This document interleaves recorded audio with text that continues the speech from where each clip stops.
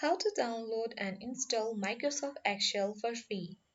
So if you want to download the Microsoft Excel for free, then make sure to watch this video till the end so that at the end of the video you'll be able to download the Microsoft Excel for free. So without any further ado, let's get started.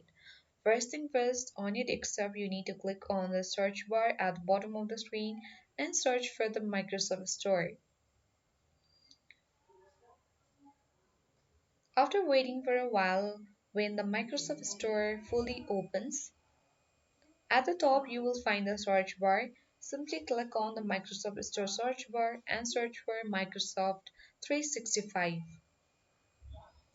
Here you will see Microsoft 365 Office has already been installed, so you need to open it.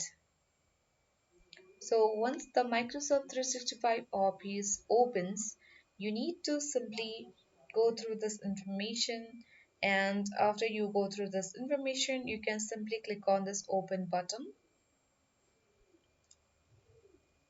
Make sure to log into your Microsoft 365 account, where at the left panel you will find different kinds of applications here.